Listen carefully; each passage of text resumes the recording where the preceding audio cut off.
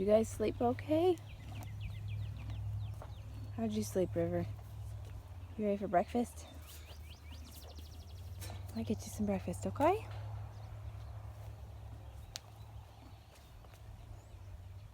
Hey guys, so everybody did really well last night.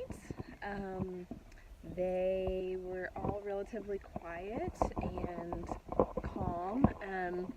As you can see here, River knocked over her water bucket. That was about the extent of the events last night. So I'm just gonna get that cleaned up and clean up the poop and get them fed. Tiger, say hi to everybody. And then we're gonna go have breakfast. The humans are gonna have breakfast and the dog. And then we're gonna go have some other adventures. I'm not sure what we're gonna do first. My voice is very sore this morning. It's super humid and cloudy out today, but not nearly, it's not windy like it was yesterday. It was so windy yesterday. So I'm really glad for that because that'll help the horses not be as stressed. All right, we're getting all ready to go have some fun, finally. Got some boots on Pumpkin because it's a little bit rocky. And we got all of River's extra hair off. Oh my goodness, you're shedding. You're like a big bunny. I know you're ready to go.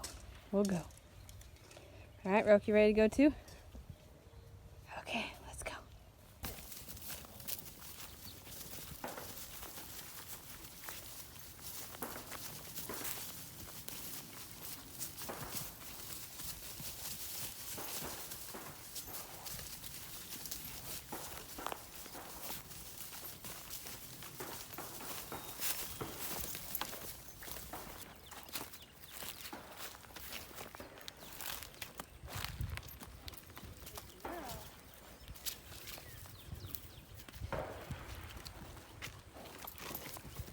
We are packing up, heading out.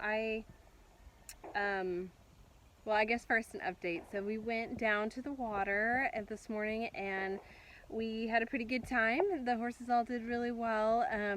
River went and played in the water, and actually I'm surprised they all did. They all got in the water. Pumpkin hasn't really ever been interested in getting in the water, but we've been doing a lot of work at home, so that's a win. And she got in, and she actually went really deep in and was playing around in the water, and so that's a huge win for her. She used to not cross creeks or go over any water, and actually until just right now I hadn't remembered that. She was so eager to walk in with me, I had totally forgotten that she didn't used to like to do that. So win. And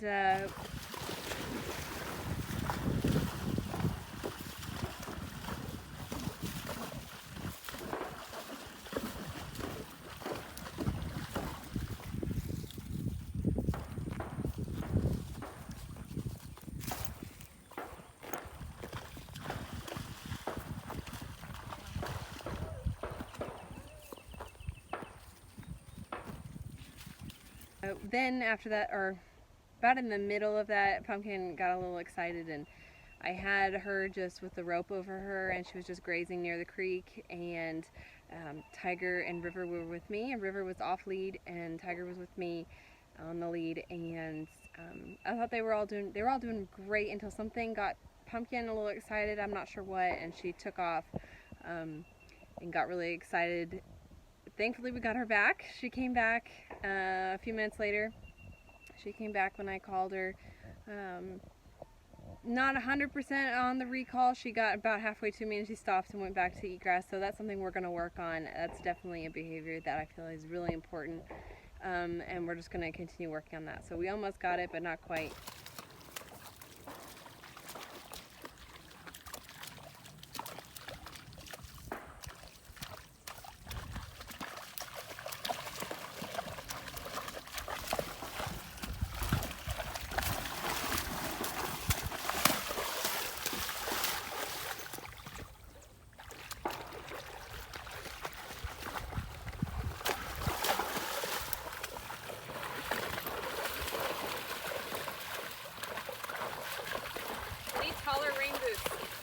So after that, I actually tied her up and up with Tiger and then switched them. And I gave Tiger to my husband and took Pumpkin into the water with me. So River stayed off lead and she didn't run off. She's always really good about sticking around with me.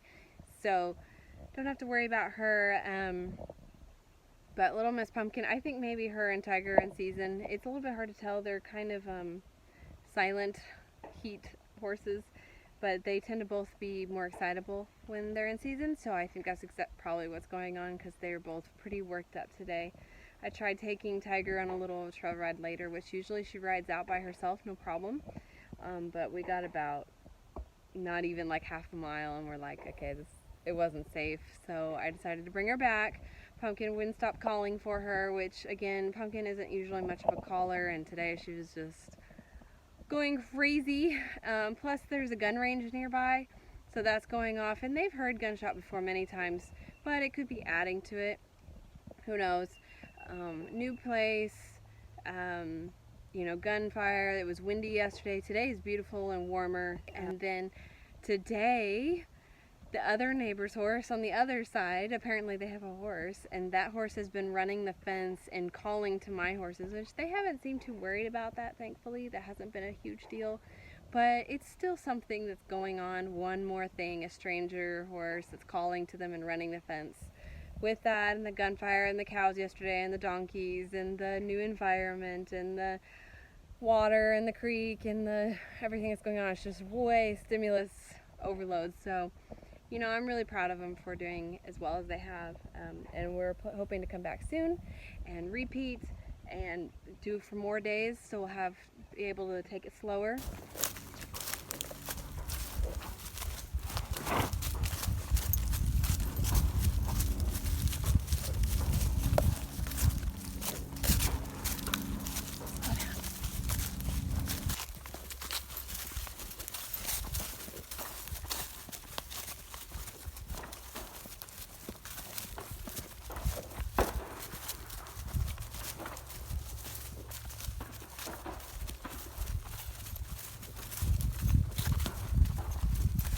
We did have a good time at the creek this morning on lead, and so I'm gonna take that as the win. That's pretty much that. We're gonna pack up. I'm gonna get all these buckets and everything cleaned up, all the manure, and pack up the trailer and head home. River, what are you doing? That is not your truck. What's in there? Oi.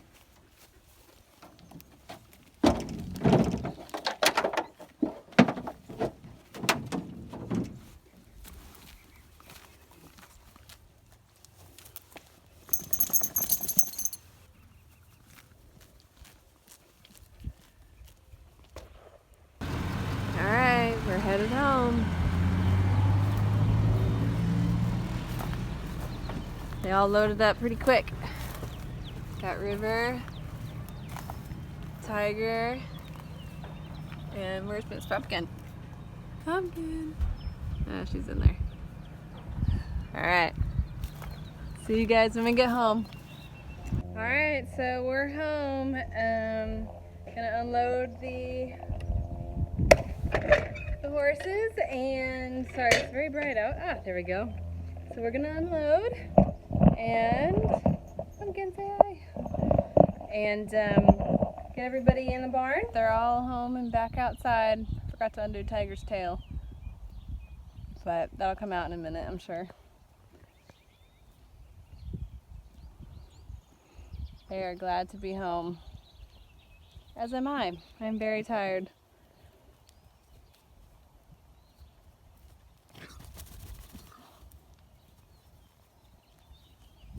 Alright guys, so I'm going to do my last video while I'm unhooking the trailer, because I got to head back to the house to get my kids, and I don't have a lot of time. So one of the things I realized that I needed was a pitchfork. I brought a shovel, which works. The shovel was good for certain things, but I also needed a pitchfork. I could have, I mean, I got away with just the shovel, but the pitchfork I think would have helped a lot, because the shovel picked up a lot of the dirt in the stalls You know, it's just the normal horse stuff. It just picked it up all up instead of just the poop. So it worked for what I needed it to, but could have been better.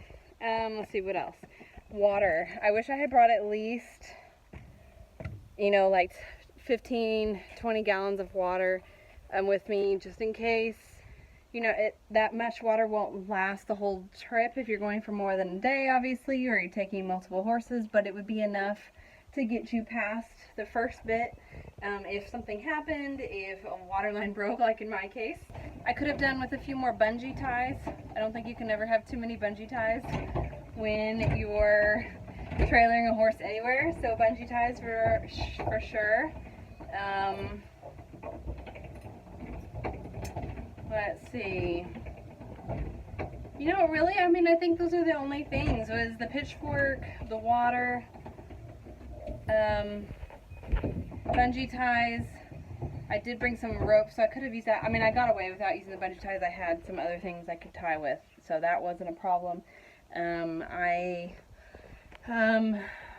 I definitely was just fine without them, but I think it would have been easier with some bungee ties. Lesson learned would be to not plan a whole lot for the first day you're there. Just get the horses unloaded, get them all settled, let them relax, spend time close to camp, just getting them used to the environment, getting them used to walking away from each other a little bit. Maybe even if there's flat ground, do some lunging, stuff like that, get out that freshness. You guys know me, I don't believe in just lunging until your horse is exhausted. I'm not talking about that. I'm talking about just doing some groundwork type stuff. So I don't even lunge an overexcited horse. I don't even like my horses to go, like a few bucks is fine. But, you know, you see people that will lunge and lunge while their horses are going crazy and pulling and bucking, and they're like, oh, they're just a little fresh. Well, but they're really over their fear thresholds. They're really excited. They're really worked up.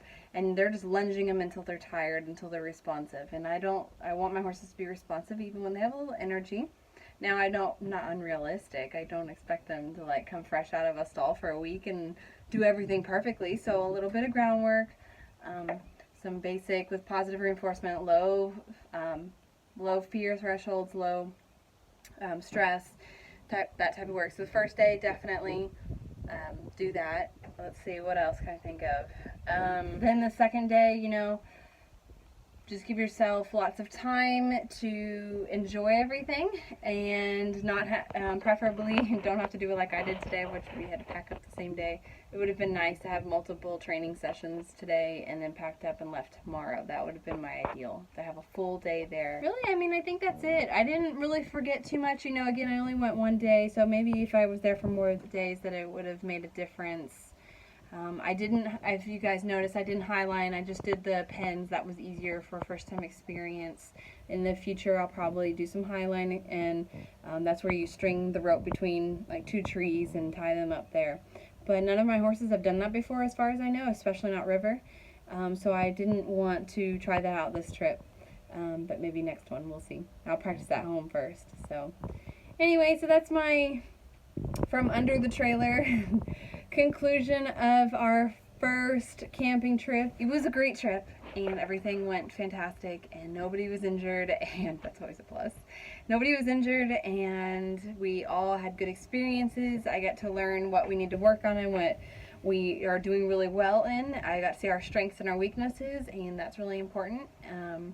And so, yeah, gets me set up for a couple weeks of training and some more time and more practice, and then we'll give it another try. And this time we'll go for an extra day or two. Alright guys, thanks so much for watching. I hope you enjoyed this video, and I look forward to sharing more future adventures with you.